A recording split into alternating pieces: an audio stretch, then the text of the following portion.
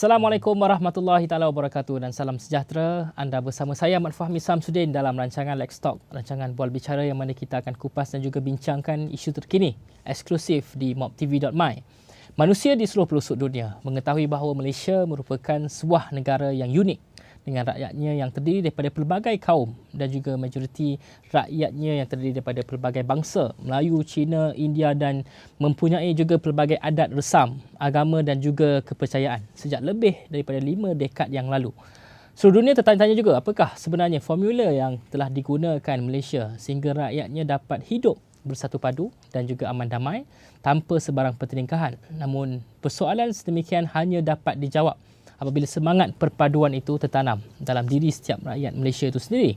Oleh sebab itu, setiap rakyat Malaysia perlu menyedari kepentingan perpaduan kaum kerana aspek perpaduan memberi impak yang besar bukan sahaja kepada rakyat kita Malaysia secara umumnya. Dan pada minggu yang lalu, Kumpulan Persahabatan bagi Perkhidmatan Antaragama ataupun dikenali sebagai Friendship Group Interreligious Services telah mengadakan satu program Divine Wind, Blowing the Wind of Love and Unity, di mana beberapa rakyat Malaysia, khususnya belia dan juga pelajar-pelajar universiti telah mengadakan lawatan di beberapa rumah ibadat seperti Kuil Sri Kandasamy, Kuil Buddhist Mahavihara di Brickfield, Gurudwara Sahib di Petaling Jaya Orthodox Syrian Church dan juga Masjid Negara di Kuala Lumpur.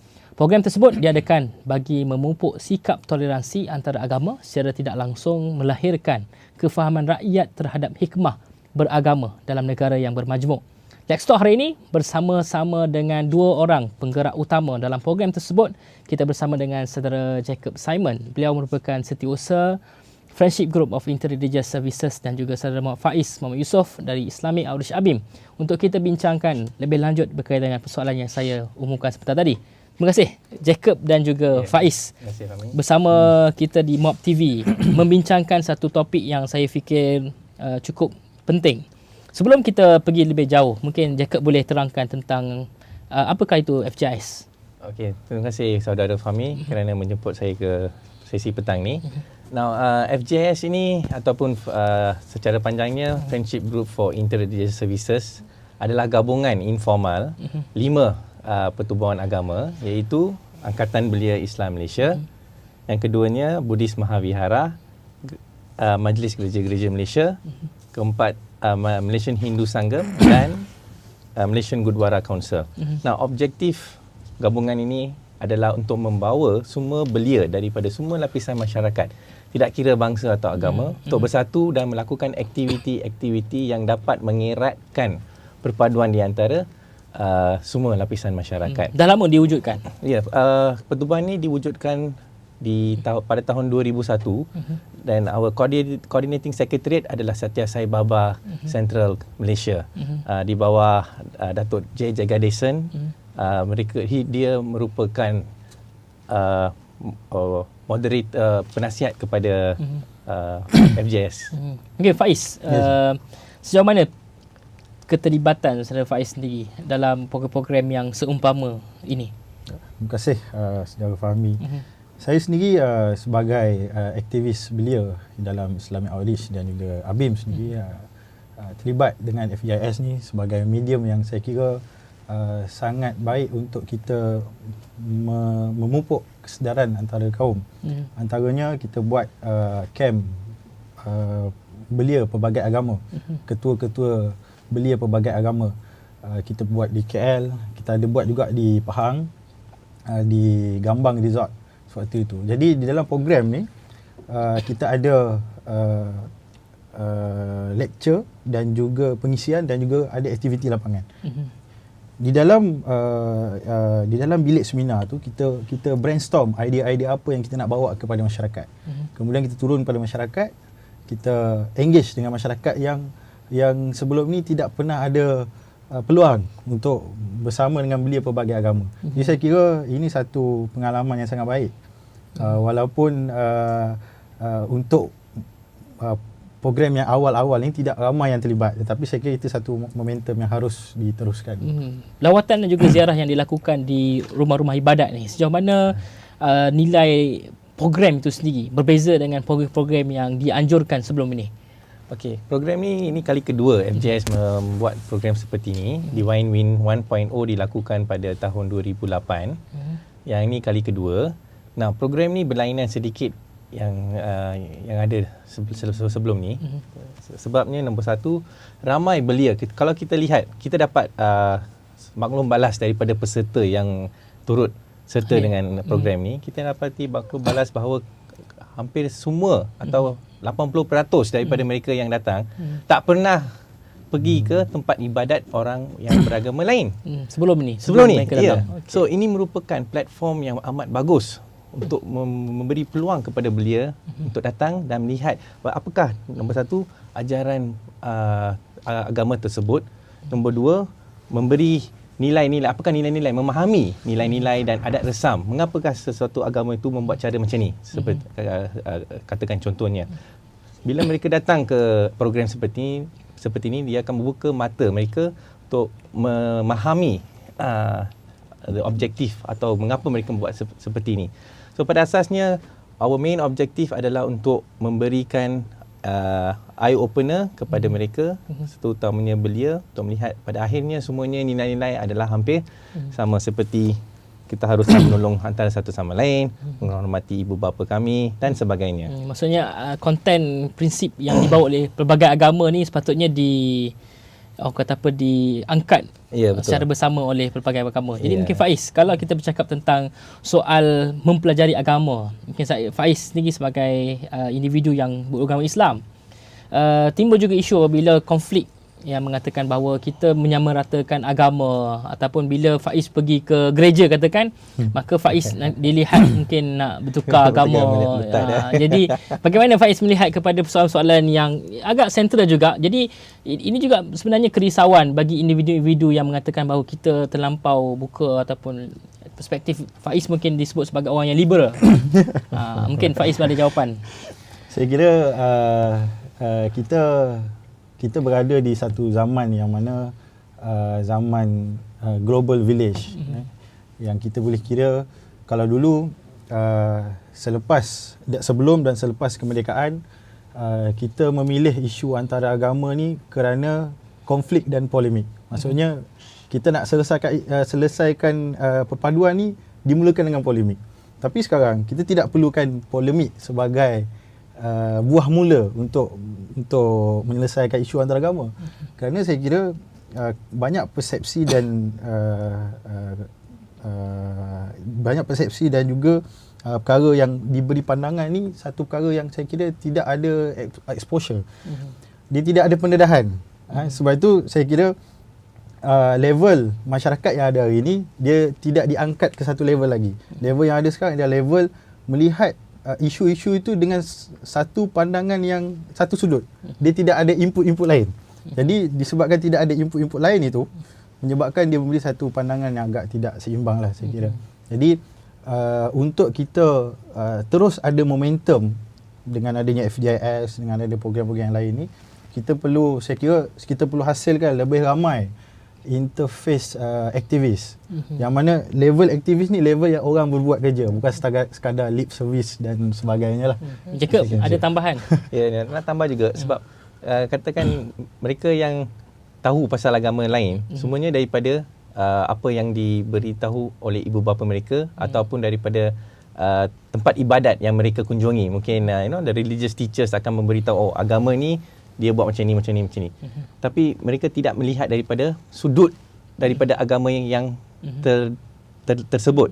So objektif macam program yang kita buat minggu lepas tu juga memberi peluang kepada peserta untuk mendengar atau melihat daripada perspektif agama mereka.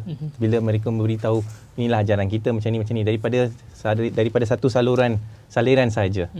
Jadi kalau kita tengok juga bahawa individu, kita boleh katakan sebagai semakin individu itu beragama, mungkin semakin harmoni. Oleh kerana nilai agama tadi kita sebut bahawa mengajarkan perkara-perkara yang baik.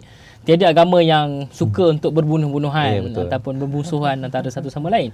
Jadi bagaimana melihat kepada soal kesedaran beragama dalam negara kita ini? Ada yang nak komen tentang kesedaran beragama dalam kalangan belia terutamanya? Saya kira kesedaran agama ini adalah global problem. Sebab apa? Sebab sewaktu saya pergi ke Divan Win ini, kebanyakan, bukan setakat kebanyakan, kesemuanya rumah ibadat bercakap mengenai soalan yang sama, iaitu apabila belia ataupun tidak kira lah belia atau bukan belia, apabila mereka jauh daripada ajaran agama, akan berlaku satu chaotic situation ataupun masalah akan timbul. Dan ini saya kira satu masalah yang ada sekarang, bahawa kesemua belia, tak kira belia agama Islam, belia Kristian, kebanyakannya tidak pergi ke rumah ibadat masing-masing. Ya, betul. Kebanyakannya tidak pergi. Kalau kita tengok orang Islam pun, yang datang mungkin pada solat Jumaat. Yang Kristian saya tak tapi itu saya rasa global problem. It's not only Muslim problem or Christian problem. Jadi kesedaran ini sebenarnya satu ketika dulu orang selalu menunggu authority untuk bercakap. Mereka sangat engage with authority. Tapi sekarang kita sudah ada juru-cakap lain. Mereka seolah-olah merasakan kita tidak perlu pergi ke rumah ibadat untuk cakap mengenai agama. Kita boleh cakap di mana saja. Jadi mungkin itu salah satu faktornya. Ya.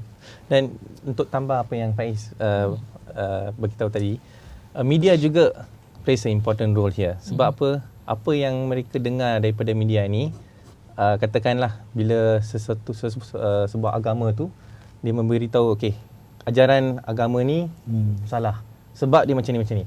Tetapi mereka ikut saja tanpa meneliti atau mendalami sama ada apa yang diberitahu tu sama ada benar ke tak benar.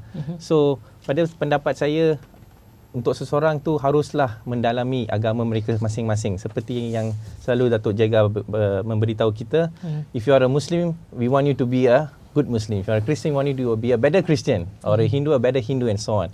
So apabila seseorang itu dapat memahami agama mereka secara mendalam, kita tidak akan ada konflik-konflik yang kita rasai pada masa kini, terutamanya daripada media, and then from the pihak politik dan semuanya. Ya, Jacob, kalau kita tengok juga Faiz ada sebut tentang polemik dan juga konflik.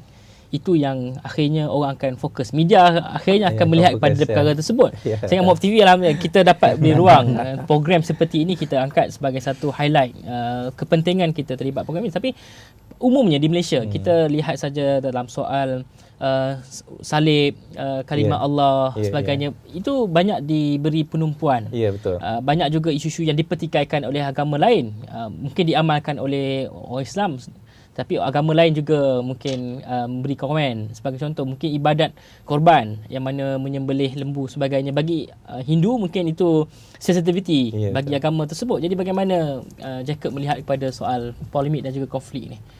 Okey, soalan konflik ni nombor satu, macam saya beritahu tadi, kalau seseorang tu tahu pasal agama mereka, mendalami agama mereka, soal mengkritik agama lain tidak akan berlaku, sebab memang dia bersalah. Memang salah. Untuk criticize a particular religion adalah salah nombor satu. Yang keduanya, lack of understanding. Maksudnya mengapakah sesebuah agama tu buat sesuatu. Sebab exposure dia memang tak ada exposure mengenai ajaran tersebut, ataupun mengapa mereka membuat praktis seperti itu. So program yang seperti yang kita lakukan ni it exposes the youths especially kepada memberikan pendalaman atau memahami certain practice yang dilakukan oleh agama lain. Saya tertarik dengan isu polemik dan juga konflik ni, sebab saya kira kita tidak boleh memberi satu komen yang pukul rata untuk semua konflik. Kerana saya kira kita boleh mencapai keamanan without polemics, without conflict. We can achieve peace without conflicts. Dan kita juga kena clear mana satu agama, mana satu budaya. Which one is religion, which one is culture. Sebab bagi saya seorang Muslim. I'm a fully Muslim by religion, and I'm a fully Malaysian by culture. Jadi saya kira kalau ada program-program engagement seperti ini, kita melihat dari sudut mana. Kalau sekadar contoh yang pergi ke Sarawak untuk memberi charity work, tetapi orang yang pergi itu beragama, tapi itu culture. Itu kita tak melihat dari segi agama. Itu culture, kita memberi charity, kebajikan. Itu culture sebagai seorang Malaysia yang mahu menolong semua orang lain. Tapi pada masa yang sama ada hakim rakyat ni yang juga menyebutkan tentang do and don'ts ataupun kamu boleh buat ni, tak boleh buat yang ni. Bagaimana Faiz melihat pada soal itu? Saya kira soal hakim rakyat ni dia berakar daripada masalah pendidikan juga. Sebab kalau kita tengok macam saya sebut tadi, kita tidak ada exposure di level aktivis, di level interface aktivis. Exposure-nya sangat banyak. Mereka engage dengan agama lain, mereka engage dengan authority, mereka engage dengan masyarakat. Di level rakyat yang saudara Fahmi sebut sebagai hakim negara tadi, dia tidak ada exposure. Dan ini menyebabkan konflik yang berbuah daripada satu konflik. Saya sebutkan pendidikan tadi sebagai contoh. Di sekolah kita ada subjek pendidikan moral. Tapi di sekolah banyak benda yang what your teachers didn't tell you. Sebagai contoh kewangan, perundangan, unity yang tidak diajar di sekolah. Yang mana kita kena pupuk di luar sekolah melalui aktiviti-aktiviti antaragama. Jadi ini yang tidak ada kepada level rakyat biasa, yang mana jadi hakim rakyat. Jacob, kalau begitu, adakah program FJS ni boleh dikembangkan di peringkat sekolah, universiti, ataupun yelah kita bercakap tentang pendidikan. Hari ini mungkin kita bercakap tentang orang yang hanya berteori semata-mata. Dia faham nilai perpaduan itu sendiri. Kita faham tentang kerjasama. Tapi praktikal tu tak ada. Jadi bagaimana Jacob melihat pada soal tu? Saya percaya yang program seperti yang dilakukan oleh FJS ni boleh dikembangkan atau dimasukkan dalam curriculum activities untuk sekolah menengah, terutamanya remaja daripada umur 13 hingga dan ke atas. Objektifnya adalah as kita bincangkan tadi, mendedahkan remaja kepada ajaran agama lain dan sebagainya. Tetapi saya nak tambah apa yang Pak bincangkan tadi pasal pendidikan tu. Sekarang ni pendidikan yang kita dapat daripada agama lain ataupun mengenai perpaduan hanya diajar di sekolah. Tapi sebenarnya ia harus bermula di rumah masing-masing, terutamanya daripada ibu bapa. Saya tanya Faiz dengan Fahmi, bilakah masa last time kamu mengunjungi rumah kawan yang berlainan agama pada musim festival? Dah lama tak? Dah lama kan? Saya pun dah lama tak pernah pergi ke rumah Fahmi lagi. Mungkin boleh jemput saya untuk hari jauh ni.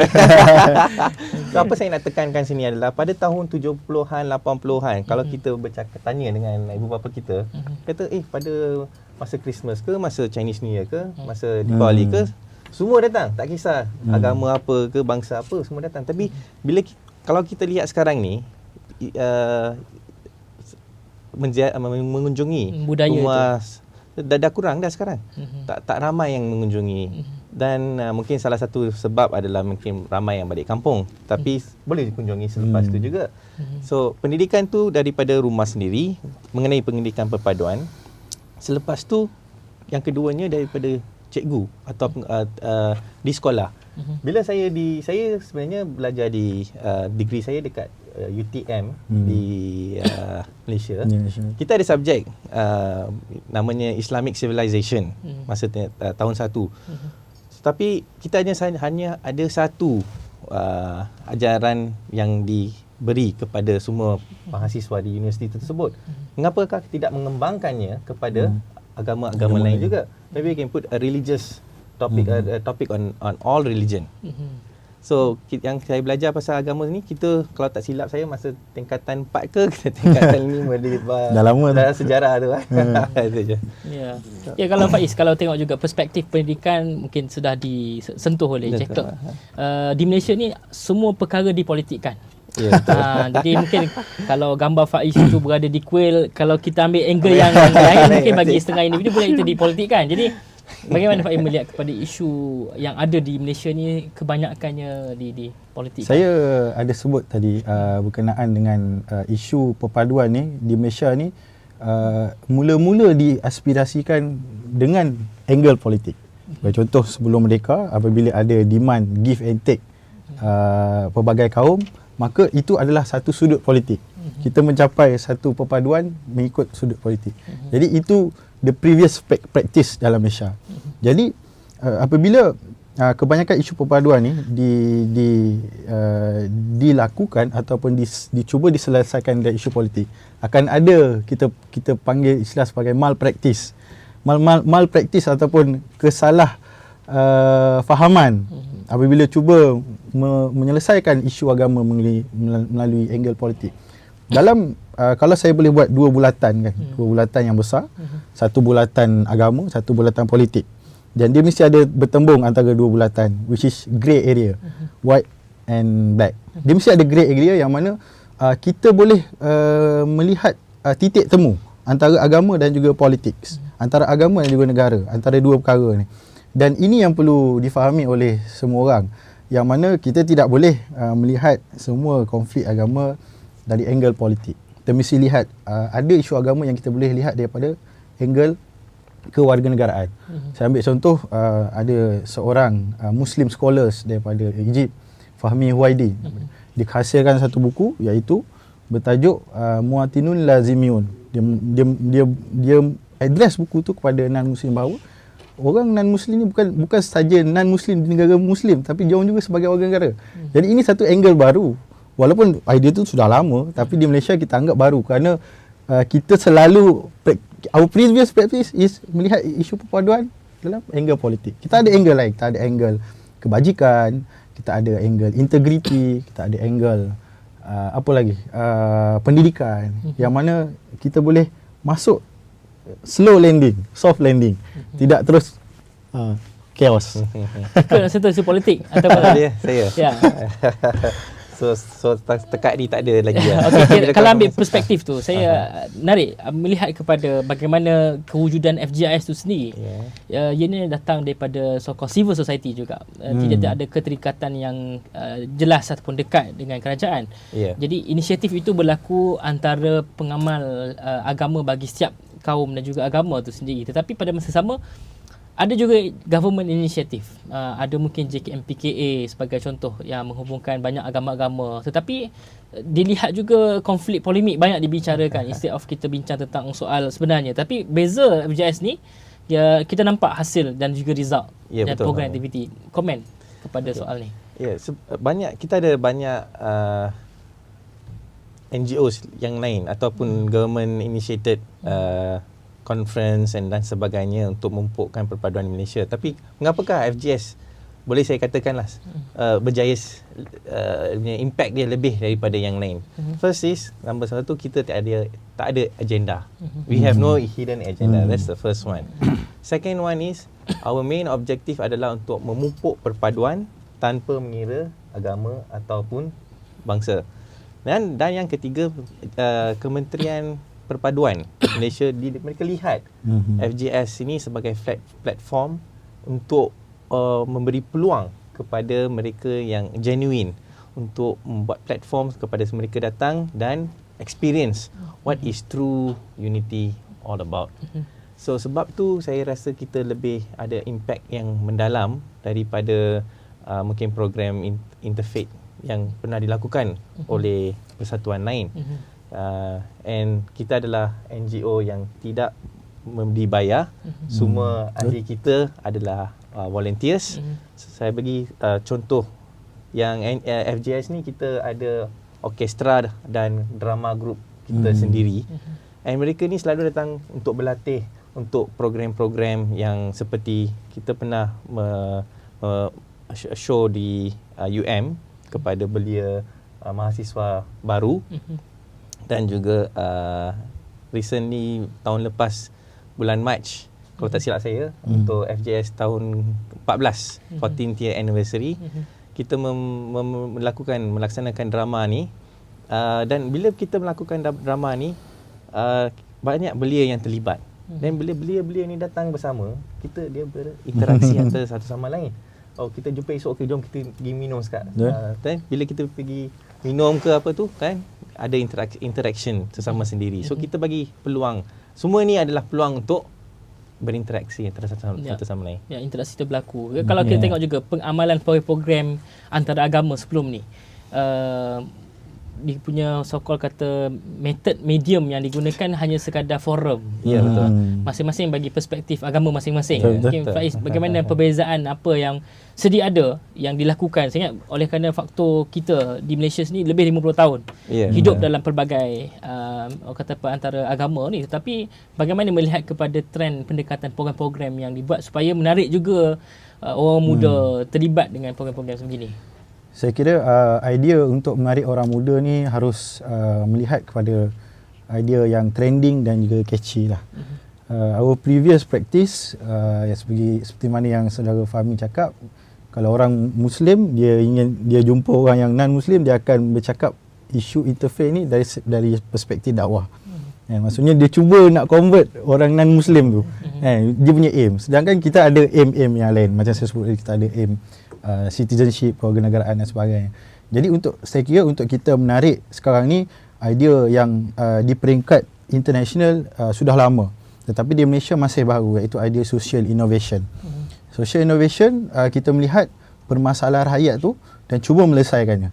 Di Malaysia isu antara kaum dan juga antara agama ni antara isu yang besar. Dia tidak sama dengan negara-negara yang komposisi kaumnya besar 90%. Kita di sini 60, 40, 30. Lebih kurang begitu. Maksudnya masing-masing ada give and take demand.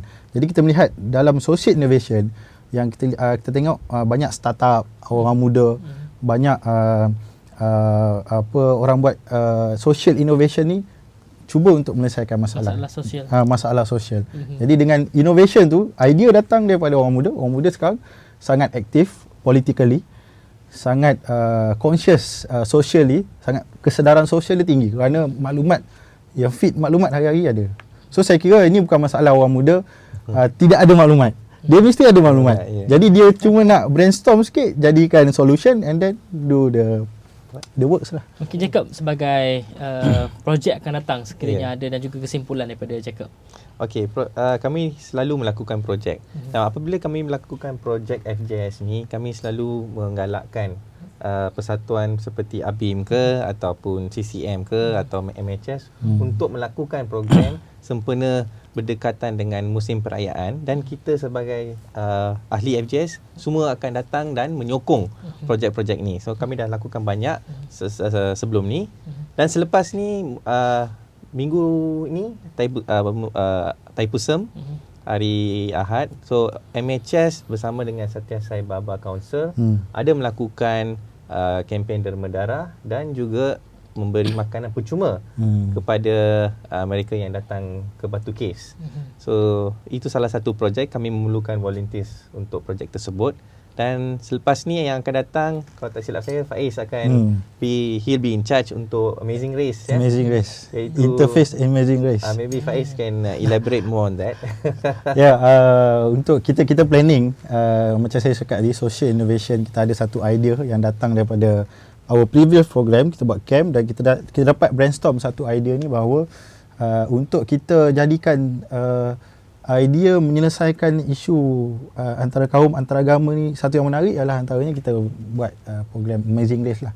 Jadi dalam Amazing Race tu cadangannya kita ada beberapa checkpoint yang mana antaranya dia kena jawab soalan yang daripada agama lain. Malah untuk menyertai program tu sendiri, Amazing Race tu ni, tim itu harus disertai oleh pelbagai agama. Kalau tak, dia tak boleh masuk. Dan kita ada beberapa kriteria yang kita akan test knowledge dia lah. Jadi ini antara persediaan yang bukan saja-saja masuk. Dia kena ada satu preparation yang mana saya kira kalau dapat liputan yang meluas, ini boleh lawan program-program reality TV yang lain lah.